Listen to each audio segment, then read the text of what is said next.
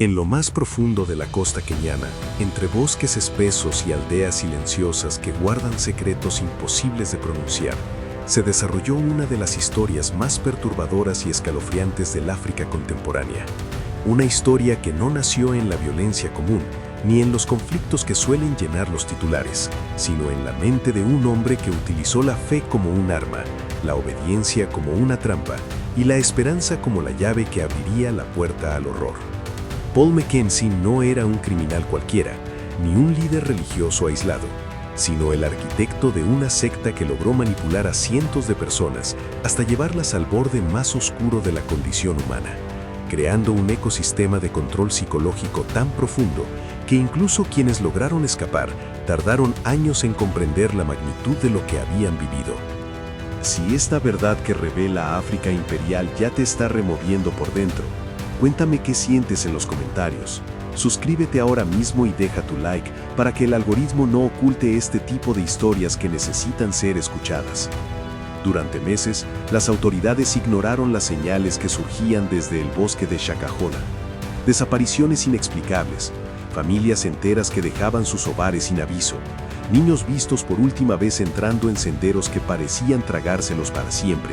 y testimonios confusos que hablaban de un pastor capaz de convencer a sus seguidores de renunciar a todo, incluso a su propia vida.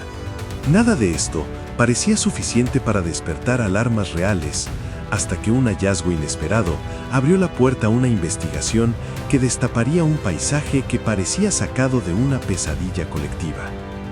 Lo que comenzó como rumores locales se transformó en una operación nacional y más tarde internacional,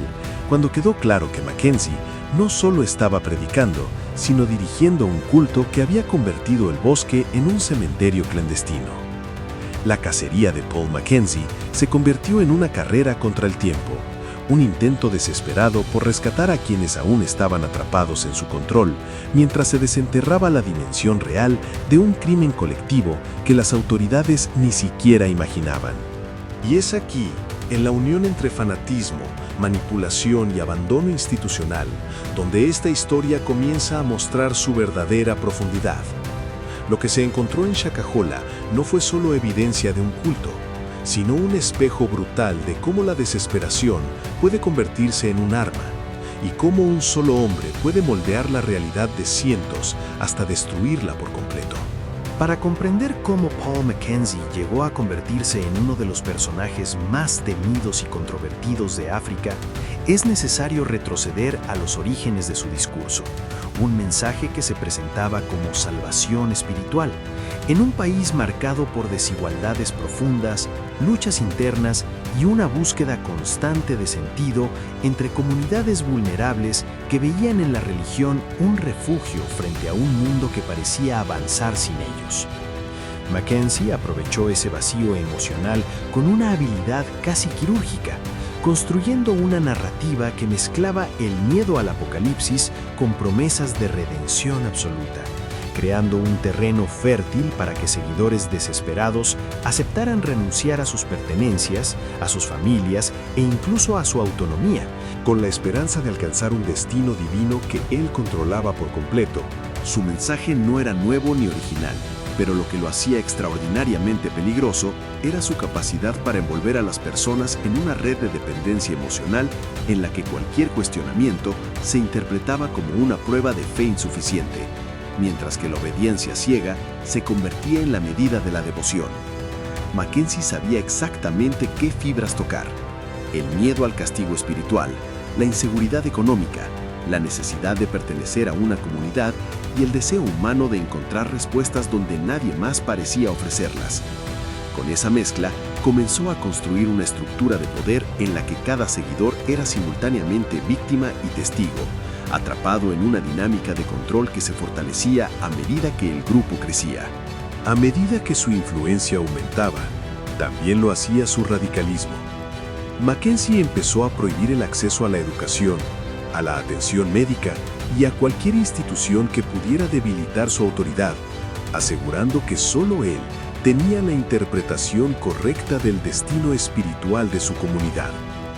Fue en ese momento cuando el culto dejó de ser una congregación religiosa para transformarse en un sistema cerrado en el que la supervivencia emocional dependía por completo de la figura del pastor. Quienes intentaban escapar eran sometidos a humillaciones públicas o señalados como instrumentos del mal, lo que generaba un miedo paralizante que mantenía a la mayoría dentro del círculo sin atreverse a cuestionar la estructura. Si lo que estás descubriendo en África Imperial te está mostrando cómo opera realmente la manipulación detrás de estos líderes, cuéntame qué parte te impactó más. Suscríbete ahora mismo y deja tu like para que estas revelaciones no se pierdan entre el ruido de YouTube. En la siguiente parte, analizaremos cómo este sistema enfermizo alcanzó su punto más oscuro cuando el bosque de Shakahola se convirtió en el escenario de uno de los casos más estremecedores del continente. Antes de seguir bajando en esta historia, que muchos intentaron ocultar, piensa en lo que significa conocer lo que ocurre lejos de las cámaras. Si sientes que África Imperial te está revelando un lado del continente que casi nadie muestra, cuéntame tu impresión en los comentarios. Suscríbete ahora mismo y deja tu like para que este caso no vuelva a perderse en el silencio. Cuando las autoridades kenianas comenzaron a recibir denuncias más concretas sobre personas desaparecidas en las cercanías del bosque de Shakahola, al principio no lograron dimensionar la gravedad del problema, porque muchas de las familias que acudían a pedir ayuda hablaban con una mezcla de miedo y confusión que parecía más propia de un conflicto doméstico que de una tragedia inminente. Sin embargo, los testimonios empezaron a coincidir en un punto crucial. Todos los que habían desaparecido, sin excepción, habían tenido algún tipo de contacto con la iglesia de Mackenzie en los meses previos. Lo que parecía una coincidencia terminó convirtiéndose en una señal que no podía ignorarse, y fue entonces cuando la policía decidió internarse en el bosque para tratar de localizar a los primeros desaparecidos, sin imaginar que estaban a punto de descubrir uno de los escenarios más perturbadores de la historia reciente de Kenia. Lo que encontraron en aquel primer operativo fue apenas el inicio de una pesadilla que se expandía con cada paso que daban entre los árboles. Senderos ocultos, chozas improvisadas, zonas de cultivo abandonadas y un silencio pesado que parecía haber absorbido el eco de quienes alguna vez caminaron por allí. Los agentes no tardaron en encontrar las primeras víctimas, algunas aún aferradas a la idea de que cumplir con las instrucciones del pastor las conduciría a la salvación, otras demasiado debilitadas para explicar lo que habían vivido. Esos testimonios iniciales revelaron que Mackenzie había convencido a sus seguidores de ayunar hasta la muerte como un acto de entrega espiritual, asegurándoles que, al abandonar su cuerpo, entrarían directamente en el reino prometido. A medida que la investigación avanzaba, se descubrió que el bosque estaba dividido en zonas controladas por miembros leales del culto que actuaban como vigilantes, impidiendo que quienes dudaban pudieran escapar y asegurándose de que las órdenes del pastor se cumplieran sin cuestionamientos. Esta estructura organizada demostraba que no se trataba de un grupo desorientado, sino de un sistema de control diseñado para mantener a las víctimas atrapadas incluso cuando ya habían perdido la voluntad de permanecer allí. Si esta parte te está mostrando lo profundo que puede llegar a ser el horror cuando se mezcla con fanatismo, déjame tu reflexión en los comentarios. Suscríbete a África Imperial y deja tu like para que esta verdad no vuelva a quedar enterrada bajo el miedo y el olvido. La magnitud del caso de Shakahola comenzó a revelarse por completo cuando las excavaciones avanzaron hacia las zonas más profundas del bosque, donde los equipos de rescate, completamente sobrepasados por lo que estaban encontrando, comenzaron a desenterrar fosas que marcaban no solo la dimensión física del crimen, sino también la profundidad psicológica de la manipulación ejercida por Paul Mackenzie. Lo que había empezado como una operación de búsqueda se transformó rápidamente en una carrera contrarreloj para salvar a quienes aún podían ser rescatados, pues muchos seguidores permanecían escondidos, incapaces de comprender que la promesa de salvación que los había llevado hasta allí no era más que una trampa construida sobre el miedo, la culpa y una obediencia que Mackenzie había cultivado durante años con precisión absoluta. Cada testimonio revelaba un patrón inquietante. Familias enteras que habían dejado atrás sus vidas convencidas de que la muerte era la puerta hacia la verdad. Personas que entregaron todo a un líder que les exigía renunciar a sí mismos, y una red de cómplices que mantenía la estructura funcionando. incluso cuando el horror se hacía evidente. Mientras más se excavaba, más claro quedaba que el culto no había sido una improvisación, sino un sistema diseñado para borrar la identidad de sus miembros, despojándolos de autonomía hasta dejarlos completamente dependientes de la palabra del pastor.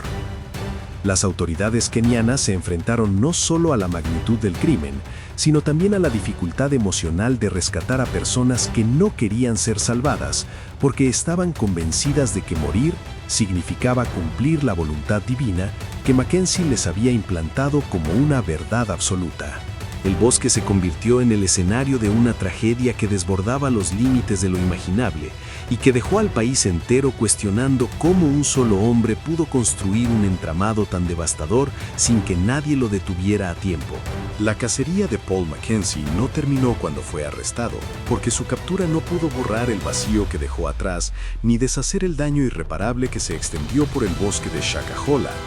donde cientos de vidas quedaron marcadas por una manipulación tan profunda que desafía cualquier explicación racional. Este caso se convirtió en un recordatorio brutal de cómo la desesperación puede ser utilizada como herramienta de control y de cómo un líder carismático puede transformar la fe en un arma capaz de destruir comunidades enteras. Comprender lo que ocurrió no es solo mirar un crimen, sino analizar el mecanismo que lo hizo posible, el abandono institucional que permitió que creciera y el silencio que lo envolvió durante años.